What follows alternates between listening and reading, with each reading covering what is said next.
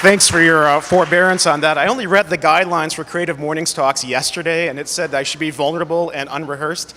So I thought I should, we're in a church, and this is Creative Mornings, so I thought I'd start with some creativity.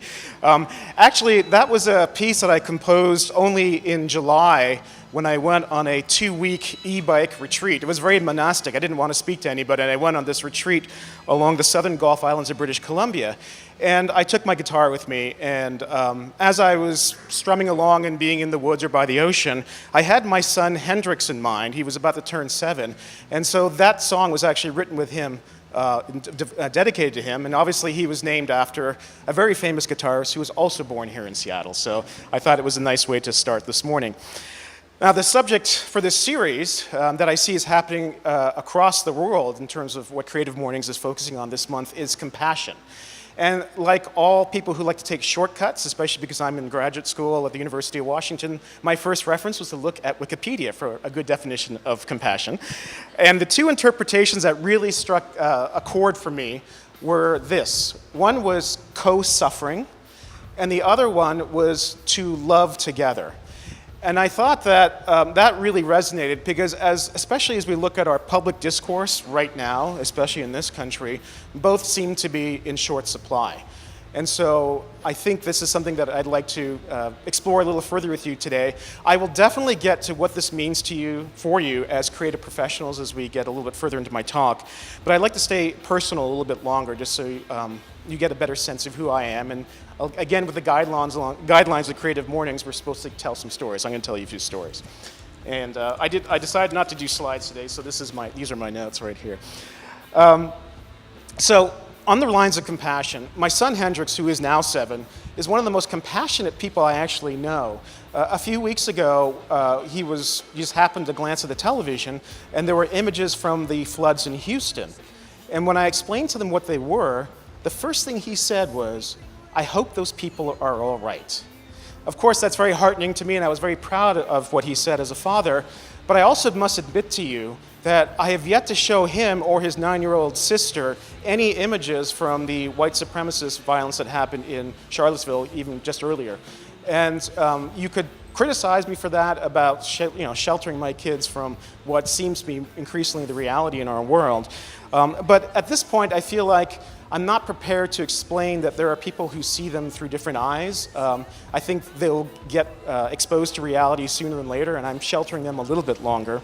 Also, Hendrix, a few months ago, came home almost in tears saying, the kids at the playground were talking, and they're saying, one day I won't be able to go to this school because of what I look like or who I am. And so that was a little earth-shattering to me, so I don't quite want to traumatize him just yet. And so that leads me to a little bit about my origins and my origin story, because I think it's salient for what we're discussing today. Because it really does come down, fortunately and unfortunately, to what our identities are. My parents are from the Caribbean island of Trinidad and Tobago, which is about 11 miles off the coast of Venezuela. My dad actually has a PhD. His mother was illiterate and watched CNN religiously. His dad was, in his youth, a shit disturber social activist who ended up becoming the justice of the peace for the town that they lived in, and also, as a Muslim, had done the Hajj to Mecca twice and was the local imam. Meanwhile, my mother's dad, despite also being a Muslim, owned one of the best rum shops in town. And as you may know, alcohol is prohibited under Islam, but that didn't seem to stop him in being very successful that way. And then my parents ended up going to elementary school in Trinidad, taught by Christian missionaries. So it should be no surprise whatsoever that the only religious holiday that we ever celebrated when I was a kid was Christmas, as we traveled around the world.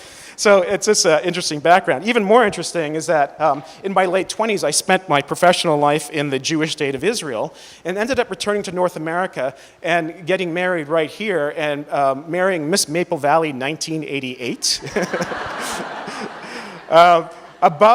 Right on the Salish Sea, on the Royal Argosy, and because of my relationship with religion, we ended up getting the ship's captain to marry us in a very secular ceremony.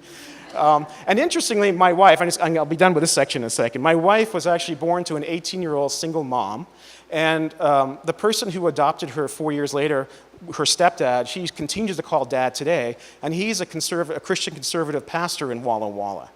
So I give you this very long backstory to give you a sense of what interesting and complex identity I and my kids come from.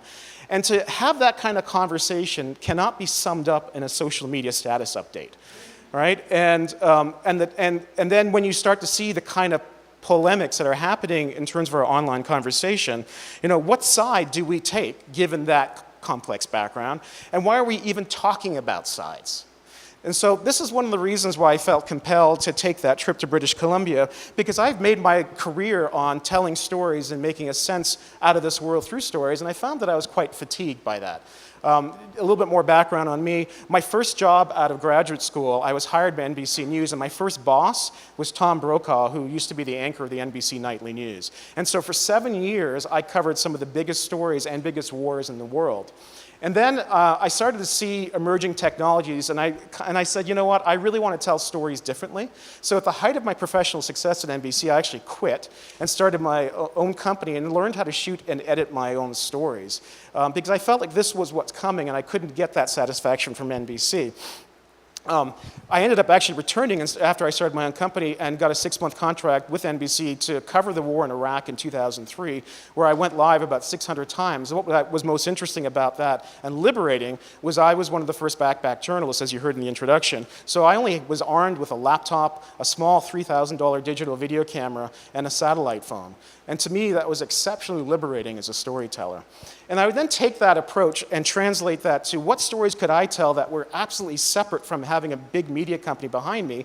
And I created this documentary called Independent America, The Two-Lane Search for Mom and Pop, where I traveled around the country with my wife documenting, back in 2005, what we saw as a beginning resistance in small-town America against elitist or large, powerful organizations. And a lot of the dynamics that we saw in 2005 have definitely played out in the last year here in the United States. So it was very eye-opening to get that view. I would then bring the lessons from the field to the University of Washington a few years later and sort of reshape this graduate program, the Communication Leadership Program, along the lines of this notion of creating stories and sharing them and seeing what kind of change we could affect. And so I really liked the idea of going away to British Columbia this summer for those 2 weeks of isolation, because what I noticed is that after these sort of 12 years of creating and sharing, I had zero interest in doing that. I didn't want to talk to anybody. I didn't want to tell anybody who I was. I didn't want to tell anybody where I worked. And when I was taking pictures, I realized that typically when I take pictures when I travel, and I think this is the case for most of you, I was asking myself, am I taking this picture because it speaks to me, or am I taking this picture because it speaks about me? And it was really, I mean, it's obvious now, but there's such an inherent narcissism to a lot of the stuff that we do capture and share, especially on our personal channels. And it made me very aware of that. I wasn't quite sure that I wanted to do that there and then.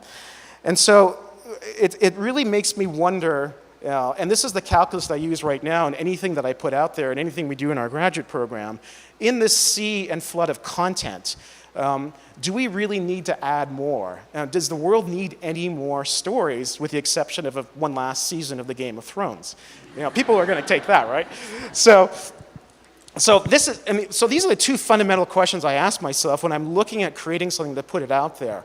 Why am I doing this? And so what? What is this content going to do? Is it meaningful to me? Is it meaningful to the other people who are going to receive it? And this is one of the reasons 2 years ago I actually retired from giving these talks. I had the most beautiful slides with lots of video, and I just found that I could not answer those questions anymore, why and so what. And so I'm actually coming out of my retirement today to do this keynote, and as you see, there's no slides, and I inflict my guitar playing on you, so that's all right. And so this preoccupation that I have with the value of content, as well as with the really interesting dynamic right now in this country, and frankly around the world, in terms of public discourse and potentially the lack of compassion, has led me and our graduate program to think about, well, what do we want our students to learn right now? And so every year we choose a book that we require all incoming students to read in our program. And the book that we chose this year, I think, really speaks to that. It's called The Hitmakers, The Science of Popularity in an Age of Distraction by Derek Thompson. And the reason we like this is because I think it really gets to what does it take in 2017 to create successful content, given everything that is in play right now. And a couple of the concepts, and I really encourage you to read this, everybody who has read this has sort of felt like it's revelatory to them, might not be too strange to you, especially as creatives and designers. But Derek Thompson talks about Maya, the concept of Maya, which is most advanced yet acceptable, as well as this notion of the familiar surprise. The idea that when you create content or you create something new, yes, you want to push the envelope and challenge the people you're connecting to, because that'll get their attention, but you don't want to make it so foreign and strange that they pull away from it because they just don't know what to make sense of it. So that familiarity or acceptability is something he's found in all of his research, really does speak to him. So I think it's a great methodology. In fact, even with the composition I played for you this morning, as I mentioned, my son is named after Jimi Hendrix. I love classic rock, and if you know those genres, then you might have heard a few signatures in the song. So you can see there was a little bit of acceptable and familiar in that as well. So, you know, Derek Thompson essentially says we are looking at the democratized distribution of content and entertainment right now, and has led to a true upheaval in our world. And the why to this is that, as I mentioned in terms of sharing images and content, the power that is transferred from media companies to us as individuals is that we each get to own our own version of the truth through our eyes, through the lenses that we're taking things. And that's a wonderful thing, because as creatives, it allows us to have those interpretations. The challenge is that it atomizes it, and that truth gets broken down because it doesn't become an absolute anymore. And so when we take these images, when we share these things, when we put this content out there, what we're also hoping for, that it's going to resonate with other people.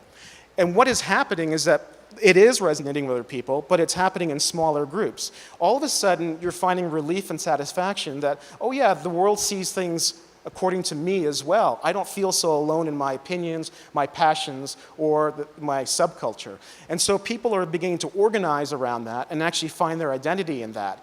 And traditionally, we found that identity and that selfless satisfaction and comfort out of big organizations, whether it was where we worked, where we went to school, from the sports teams that we followed, political parties, or even churches. And so this is the dynamic that is changing and is what is sort of fragmenting so much about what's happening in our media and really who we are and our identity. And so Derek Thompson calls this sort of the industrial revolution of attention. And a good example is climate change. You might come up and say to me, hey, climate change is happening. I believe in it. And I'll say, well, you know what? The people I hang out with online and offline actually don't think that. And they think a lot of other things otherwise.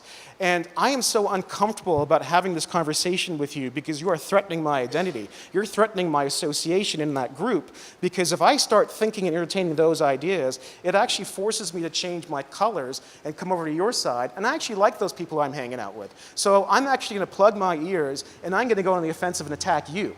And so this is the challenge right now, is that so much of what we're communicating and putting out there is absolutely a reflection of our identity. And so anybody who contradicts that identity is actually attacking us personally. And this is what is raising passion so much and why our communication is so atomized and explosive. So as I mentioned, Derek Thompson calls this the industrial revolution of attention. Now, the last time we had an industrial revolution, it changed everything. It put us in another state of imbalance. At that time, it was mass urbanization and mass mechanization at the turn of the 20th century. And during that time, we had 2 world wars, a depression, socialism, fascism, and communism come out. Doesn't that sound hopeful for what we're going to be going through soon? And that's what happens when the world that we've become so comfortable with starts to get disrupted by technology, and the pace of change is so fast that we become uncomfortable with it.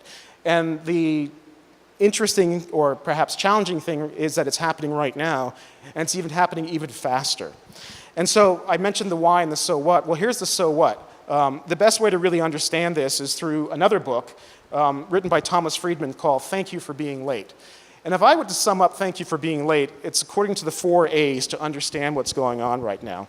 The first A is advancement. There are, as we come up with these innovations, they actually pile up on each other. So for example, in the 20th century and the 19th century, we had the combustion engine.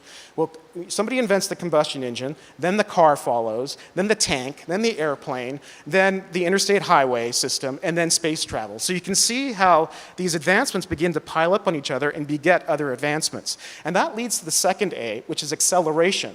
The more that we innovate, and the more we innovate on top of other innovations, the acceleration of change is exponential.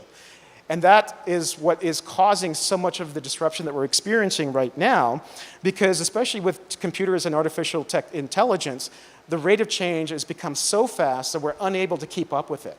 So when we had disruption and acceleration in the 20th century, we would sometimes have decades to catch up with some of those technologies. Now, sometimes we only have a matter of months. And that leads us to the third A, and the one that's really most important because it really is speaking to what we're seeing in the world right now, which is anxiety. We do not know what our place in the world is because of this chaos. And so we are making decisions and thinking things that we hadn't done or said before because we just don't have a rule book to play along with this stuff. And so it's leading to us making decisions about, are our kids going to have jobs in this new future? Am I going to have a job? Why is our president so funny looking? Are the barbarians of the gate, and it could be in the previous president too, depending on your point of view. Why do they need that remake of Ghostbusters? So these are all the questions that we're asking ourselves in the state of anxiety. Which leads us to the fourth A, and I think this is where you come in. Because what we need to do to get past this phase of disruption and anxiety is to help people get to adaptation, to ease their fears, to serve their needs, and get them to adapt to some of the changes that are inevitable. And that can be done by the creatives, the designers, the storytellers who can inspire people to think differently and come along for that change. And so it's really important for you and for us to provide that way out. For me as a communicator, I think this is the essence of my mission right now, to figure out how we can communicate things that meet the needs of our constituents and relieve that anxiety. For example, this year, actually in the next few weeks, we're having a record number of students coming into our graduate program, which is called Communication Leadership. And I think one of the reasons why is that our mission, the way we put out our mission, is a sign of the times and is in harmony with that. And if you just forgive me, I'm going to read our mission statement to you twice because I think it really gets to what I'm trying to say. So Communication Leadership is a graduate program at the University of Washington, and here's the mission statement. We are a connected learning community, fearlessly tackling challenges with creative stories that spark change. I'll read that one more time. I'll say it one more time. I actually know it by heart now. We are a connected learning community, fearlessly tackling challenges with creative stories that spark change. And so that, I think, is really the essence, is that can we create content? Can you create things that get people thinking about the changes that are roiling us right now and helping them to adapt? And I think that's the nexus. It's about that, and it's about this, actually. I think even CreativeMornings, this idea of people coming here face-to-face, a community sharing content and figuring this out together. And that's one of the reasons why I decided to come out of retirement to actually do this keynote with you, because I think you are the beginning. This is where it all starts to help us get through what is very much a messy situation. Now, the last thing I want to say is about creating the foundation to help us adapt, in addition to the stories. In the last few months, a number of people, including myself and Mark Zuckerberg, who is probably smarter and much richer than I am from Facebook, have talked about this idea of creating a social infrastructure. That if we can't sort of rely on our government or powers external to us or the forces that are happening that are creating so much change that we can't control to help us figure this stuff out, can we build the social infrastructure within our communities, whether they're online or offline, or our neighborhoods, to actually bolster ourselves so that when the shocks come, whether they're external, climatic shocks or technological shocks or political ones, that we are resilient enough to resist and actually accommodate them. And I think you only need to look as far as Houston in terms of what happened in the floods in the last few weeks to really get a good sense of that, where neighbors were helping neighbors. And I still subscribe to a lot of hard copy magazines and newspapers, and in the most recent Saturday issue of the Wall Street Journal, there was this wonderful op-ed about the American spirit alive in Texas, and I just want to read a few lines for you from that.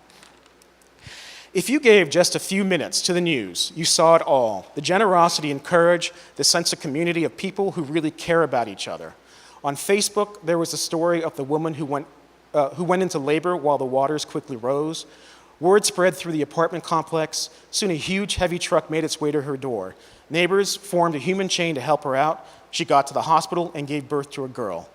There were a lot of human chains, and often when they showed people being pulled from houses, the families were all ethnicities and races, the whole American mix.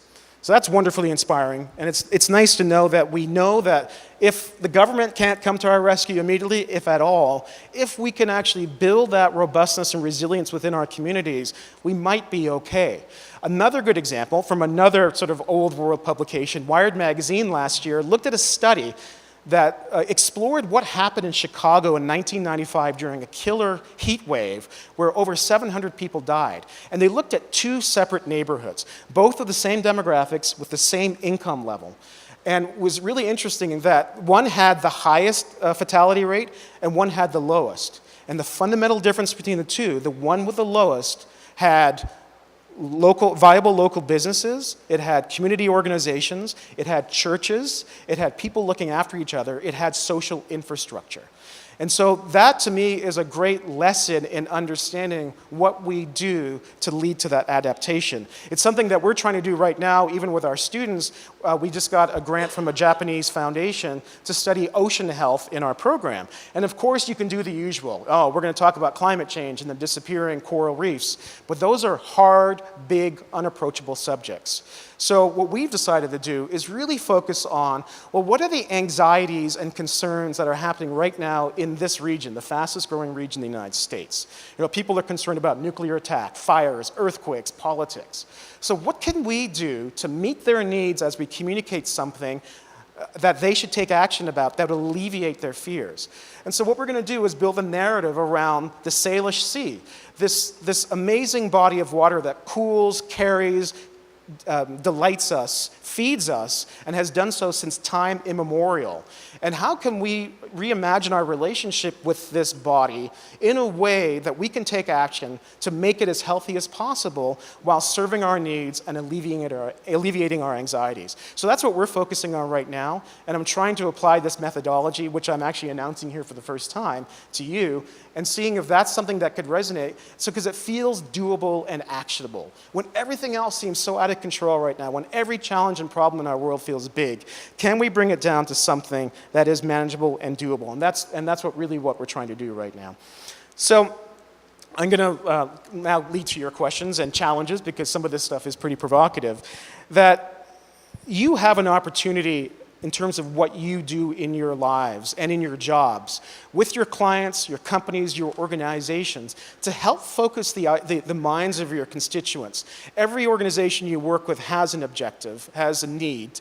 Can you meet those needs by always having in the back of your mind that there are bigger picture things, there are these anxieties? Can you say, I'm going to bring that stress level down, even as I communicate this thing that needs to be purchased, or this behavior that needs to be changed, or this vote that needs to be earned, in a way that gets people to start to adapt to this incredible upheaval that we're experiencing right now?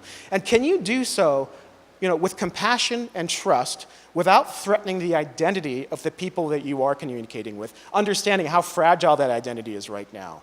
If you can do that, then we can actually go a long way, because it's absolutely something that we all need right now. So thank you for your attention. Happy to take any questions. I think there's some kind of methodology where I throw a ball at you for Q&A. But thanks for listening, and thanks for your patience.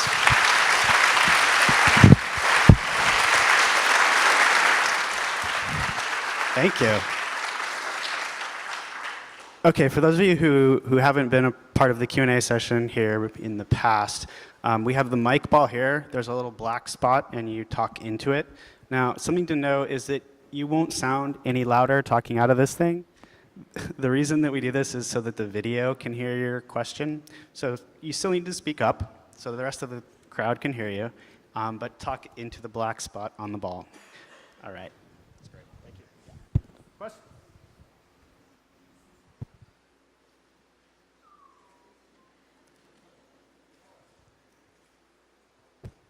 And I'll repeat them because you guys won't hear them. Hanson,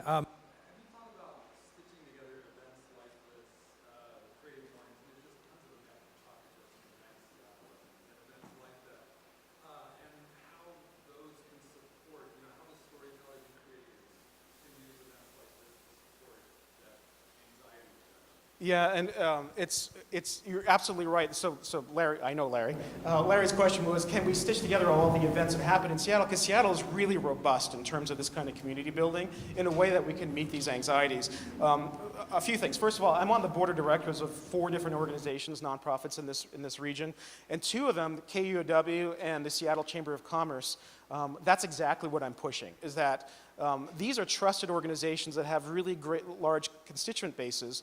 Can we say, there's a lot of concern out there. Can we make sure that we weave this narrative and actually ally ourselves with organizations such as Creative Mornings so that we can actually build something more robust? Because the challenge with Seattle is that there's a lot of well-meaning people, but we do get fragmented into all of our various causes. And if there's a way to actually create some kind of umbrella group to do so, that'd be great. Just so you know, I mentioned Derek Thompson and the Hitmakers. So he's actually coming to guest lecture in our class on October 7th, and we are going to have an event which we're putting out today at Adobe University, which is at the Adobe campus, where we're doing that in collaboration with Seattle Town Hall, and I'll have a conversation with Derek, so you're all invited to that. And that's, again, an attempt to that everything we do from an event point of view serves our community to actually meet those concerns, and I think everybody should try to sort of weave that together as much as possible. So thanks.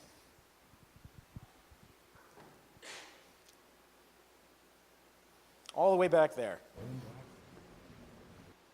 Okay, let's see if this doesn't hurt anybody. oh, Hey, so my question, I love everything you shared, awesome. How did you focus in on changing Xiety as the problem to prioritize? How did I focus in on change anxiety on the problem to prioritize? Is because, as I told you in my story, I've lived through this digital revolution where I championed the democratization of content because I felt like it would disrupt the old media organizations that really had a monopoly on that. And so, but by championing that, I also added to the chaos because it's so fragmented, the amount of communication. And so I know now that the early adopter and the sort of the fun part of digital media, which was in the 2005 to 2008, has come and gone. And now the entire world is online.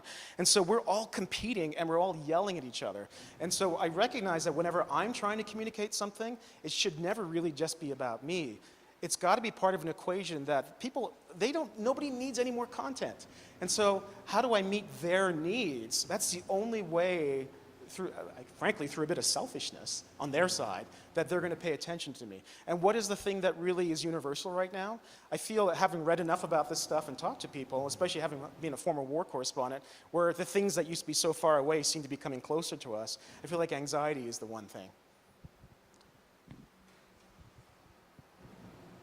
Going back there. Thank you. So how do we think about distribution of said content with everything being so fragmented? How do I feel about distribution of the content? I feel that that's the hardest part now. I think there's all these cliches that go around that content is king, and then somebody says, well, no, actually distribution is king. And so it's actually become very easy to create content, and this is the challenge, is that when I create content now, I really want to make sure that it's superb. I'm not going to just share everything as a stream of consciousness, because the distribution really does matter. And in fact, even when I was talking about giving this Creative Mornings talk on my various social channels, I really varied it per channel. On LinkedIn, it was really about the professional, sort of, what are people going to get out of this professionally? On Facebook, it was much more fun and personal. And so the challenge right now with distribution is that people want different things on different channels. And the other challenge is that it's becoming more and more monopolized by 3 or 4 different companies.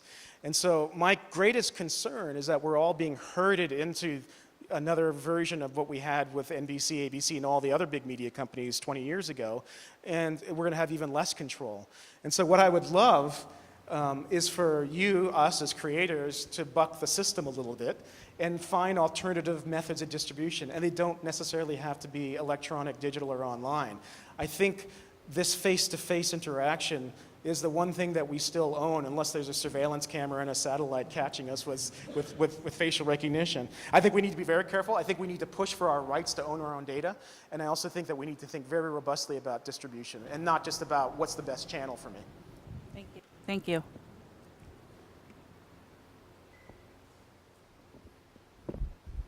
Don't trust a guy who shaves his head. Social infrastructure. So what's the, so Zuckerberg and you, if you're talking about social infrastructure, what are some of the very basic things you can think that can start to happen? Because I think that lack of community is a real problem. Yeah, in terms of social infrastructure and the basic things, it really is, I don't want to sound apocalyptic that, let's batten down the hatches and make sure all of our ducks are in a row for what's coming. But for example, I gave a talk to University of Washington, IT, so the technology infrastructure of the University of Washington a few weeks ago. And it was just a small group. And I basically tried out this idea that, rather than just having a website that shows these are all of our services, what if you could actually reorganize all your services along the lines of 7 different archetypes of the people who might want to use your services and how you meet their needs, understanding that in this current day and age, the thing that people are most concerned about when it comes to IT is the robustness of the technology and the ability not to be infiltrated or hacked. And so people are looking to make sure that they can use these technologies reliably. And so so the idea is that relieve their anxieties around the kind of bad things that can happen while assuring them that they're going to get what they need. And so that happens at that level. I'm giving a talk to now that I'm back on the circuit, I'm giving a talk to T-Mobile in a few weeks as well. Same idea. Yeah, these guys have a lot of fun with T-Mobile Tuesdays and they make a lot of money and they're going to give you Netflix for free. That's great. But what else can you do as a mobile infrastructure that is so crucial to our day-to-day living that can meet people's needs and make us feel like you are supporting our community in a very real way right now? And so those are the things that I'm thinking. It really is getting to what are those, because I used to be in war zones a lot, I want everything right within arm's length when the shit hits the fan. And so that I'm okay with that so I can go on with living my day-to-day existence. So give me the assurance that those things are there. Make sure that my food supply is good, make sure my air is clean, make sure my kids can get to school on time, all of those things that I worry about. And so that's what I mean by sort of creating that social infrastructure. Mark Zuckerberg, when he put out his manifesto a few months ago, it's funny that he and I actually said the same thing within a few days. He actually never really defined it. I think he believes that Facebook is the social infrastructure we all need. And he talks about global community, and global community to me is an oxymoron. How can you have a global community? Communities are meant to be really small, well not small, but it should be serving a particular common aligned need. And as we know, the world is not that unified. And so, yeah, I'm sure Facebook would love to see the world unified so we all use Facebook, but that's not the case. And so that's why I think it's really important that we do think about what that social infrastructure is and how we as individuals, not as companies and corporations, can actually fulfill it. But yeah, we should get those guys along the lines to help us do that.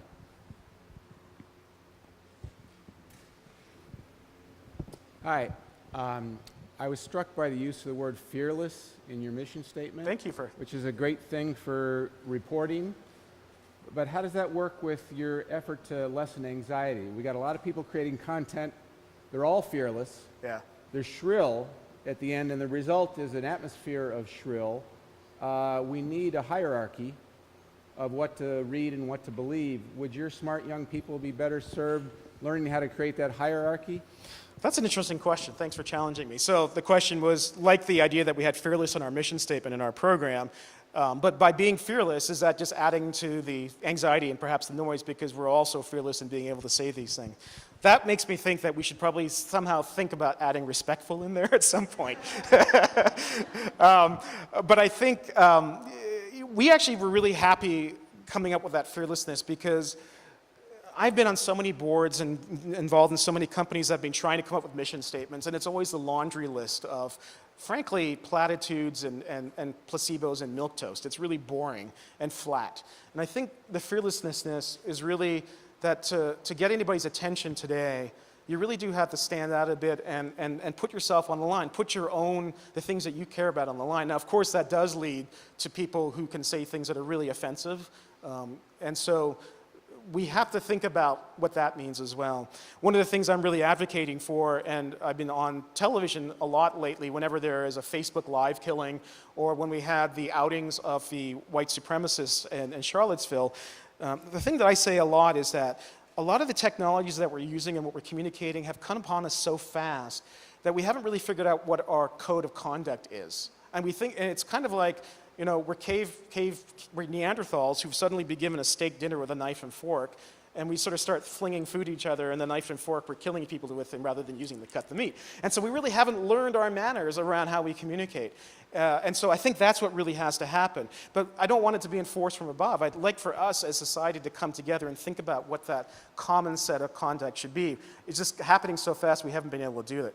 But I'm glad you like Fearless, and I think you're right. We have to think about, well, Fearless should have a corollary to make sure that we can get to that decency, that level of decency, which is changing right now. Because we've been so used to having large media companies really as common denominators for how we communicate, and all of a sudden we've been set free, and we don't know how to deal with that right now. And so you're right. I think we're at the early stages, and we will do more work with our smart people at the graduate program. Who else wants the ball? I know it's hot and stuffy in here. It's supposed to rain later. Over here. Nice. That was pretty fearless, but respectful. Hi. I write UX content, so I write content in apps so that, and specifically for an app where our primary motivation or our primary need is to reduce our customers' anxiety about transactions they might take. So I feel like this is really relevant, but injecting that storytelling in and injecting that leadership in to reduce anxiety, is anything you're working on at UW could help me out there? So a UX designer here who actually does try to, I think that's sort of the core of really good UX work is reducing the friction and anxiety. I think I want to say one thing to that. Obviously anxiety generally may be bad, but stress and friction aren't always negatives. I think when you have a bit of resistance to something, that's a good thing sometimes because it actually takes a bit of work from you to overcome that stress and friction, and it makes us better at what we do. And so I found over the years that as we've made it so easy to share photographs and content online, that it's actually devalued communication. And so you probably know that when you go for an interview or when somebody thanks you for somebody, it's so much more meaningful when you actually get somebody who handwrites out a thank you card. My problem is that my handwriting's become so bad, because I so do it rarely, that you can't even read my thank you cards. But I think the gesture of actually putting the stamp on the envelope matters. But to get to your question in terms about what we're doing with anxiety is, I mentioned the ocean health thing, is that what can we do in collaboration with all the nonprofits in this region that need help to communicate what they have, and how can we get them to think not just about their very small cause, it's obviously a huge priority to them, it's great urgency, but how, that other question about how can we tie this all together and say, this is the community we live in, this is what you do, and this is how what you do actually serves the community in a very large way. And so what we're doing in the graduate program with absolutely all those nonprofits that come to us is very much through that. Can we see everything that you're doing, whether it's Fair Start or Mary's Place, which is homelessness, around this idea about, our city's growing too fast, we're not taking care of people who are being left behind, that's getting me anxious. How can we think about what we do in our storytelling and our overarching narrative that aligns with those values, and how do those values get translated visually into everything that we're putting together into videos and apps and whatever else. And so it's always really just having that in the back of your mind, thinking about how the person's going to be using it, and maybe how you're going to be relieving their stress about how they see the world. I think that can help. And we're definitely trying it out. This is all really new, right? These books came out in 2017, and we're living day by day, and frankly, in a crisis right now. The world is going through this hard reset, and it's not just here in the United States. And so I think if that's what people are consumed with, that's what's getting their attention. How do we actually meet them at that attention point and help them out? How do you serve your audience and your constituents? Anybody else want the ball thrown at them? Over there, okay. It's on camera. That's the community helping out.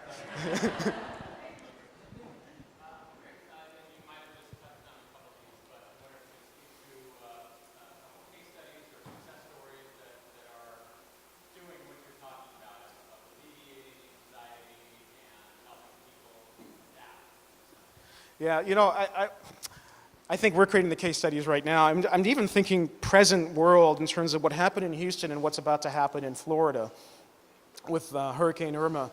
And I mentioned my first documentary, Independent America, The Two-Lane Search for Mom and Pop. A few years later, I actually went to New Orleans right after Katrina to look at what was going on there with the rebuilding efforts. And what I found in that documentary was that the first to return were the local businesses, while larger corporations and everybody else are sort of waiting for a bigger power to give permission and funding to make it happen. And so what I saw there was a robustness in the community to sort of say, we will be the first one. If you continue to support us and let us serve you, we will continue to support you when things get really rough. And that was really the overarching narrative for Rising from Ruins, which I think is still available on Netflix.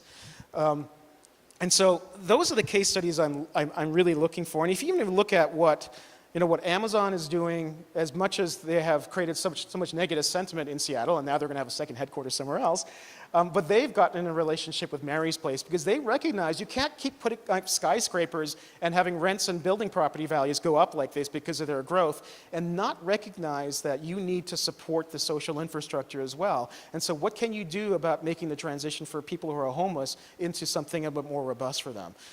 And I think, especially here in Seattle, I am so heartened by the companies that truly get that it's not about profits first. Starbucks, Costco, Nordstrom, that you need to serve your communities even as you're doing your business, and the two really go hand in hand.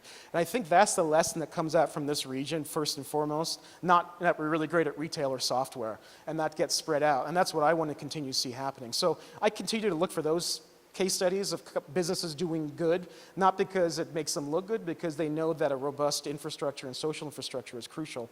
We will continue to put case studies up on our website, and if you come to some of our events over the next few months, I think you'll see that in play. But as I mentioned, this isn't really early methodology. I do encourage you to read the first 9 chapters of Thomas Friedman's book. Thomas Friedman is a bit of he can do a little bit of a hocus pocus sometimes, but I really felt that those first 9 chapters really captured what's going on right now and where some of the good work is happening.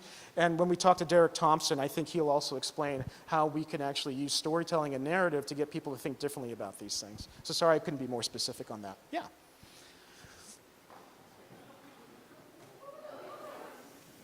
Nice going. Oh, sorry, you wanted me to, well, first of all, nice catch. There's more questions than answers at this point, and the work that you're doing is trying to look at how we answer these very large questions. What does success look like? Success, I mean, if I look very specifically, say, at the ocean health project we're looking at right now, for so long, especially as social media came into our world, we felt like it was just enough to get people to like or pay attention to something. And one of my favorite platitudes that I throw around is that when you're looking at strategies around communication, awareness is not a strategy. It's not enough to put out a documentary about how bad the world is. It fundamentally has to lead to a focused, doable, take action thing.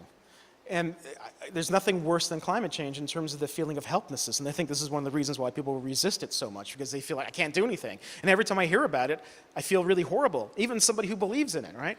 And so to me, success is localizing the problem in a way that people get it. And not only do they get it, they can do something about it. And not only do they do something about it, but they can actually see the positive results about doing something about it. And so, and you don't want to make this stuff up. And so when we were looking at some of the experts on this, like, really, isn't climate change something that, hasn't this been happening for 50 years? And so we're dealing with 50 years of CO2 buildup. And so can Seattle really do anything about this? And we were talking to an ocean acidification scientist, and he said, no, actually 25% of the problem that we have in our region comes from us. And so can we at least sort of recognize that and alleviate that and do something about it?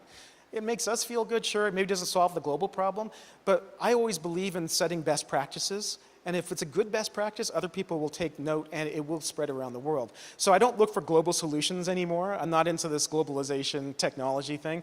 I'm into human-based solutions, localized, and if it's a good one, it'll spread. One more question. Nobody wants to be the one for keeping you here. It's okay, you can leave as we go through this. Come on, one more question, you can do it. These are, oh.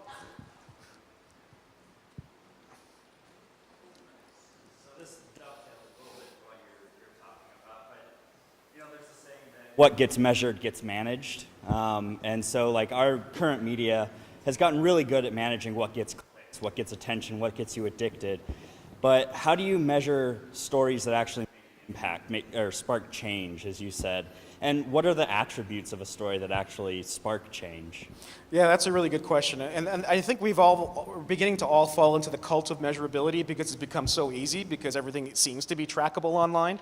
And so, we actually, a few years ago, when we were looking at adding a second degree to our graduate program, we really asked ourselves, do we actually have to get more into the numbers, the measurability, the human-centered computer design kind of thing? And as we consulted with our community, they actually said, no. Leave that to the engineers and to the econometrists and all that. You guys are the sense makers. This world is complicated. We need you to make sense of the world. Let other people give you the numbers.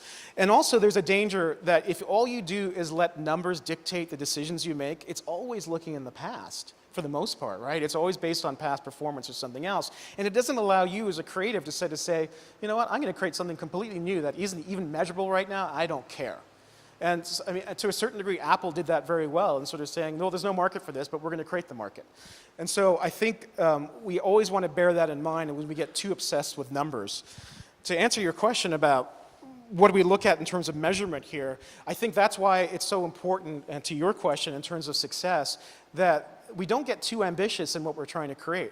It has to be at least to give people a sense that if we've created this campaign, this story, that they should be able to look back and see an authentic, credible impact that has happened. Is it a measurable impact or is it just a visual impact? I'm not quite sure. But I think you're always going to look at what they call those key performance indicators. Is there a measurable difference that's going to happen when you do this? And so for us, again, I'm going to use this ocean health thing. We're looking at potential, sustainable seafood. You heard about the Atlantic salmon that fell into the water during the eclipse in Salish Sea. And so, maybe it is really getting, say, if we do this campaign, and here's the reason why, and here's how you get reconnected with the ocean, and this is why the ocean matters to our social infrastructure. If all we do is get the University of Washington that all of its catering is through sustainable seafood, maybe that's enough. It's not a number, but it's actually a definable outcome. And so for me, that works. If you want to start measuring fish being consumed in Seattle, that's great too, if that works for you. But I'm looking for that, an outcome that you can actually continue to tell stories on top of. So you guys have been amazing in this stuffy, beautiful church. Oh, but I think we had the last question. There's a hand up. We were going to bring it to an end. Okay, you want to scream it out? Unless you can get it. And folks, if you got to leave, I understand. Just, oh! So these are the shocks that the community's got to be prepared for, right? You just killed the tea station.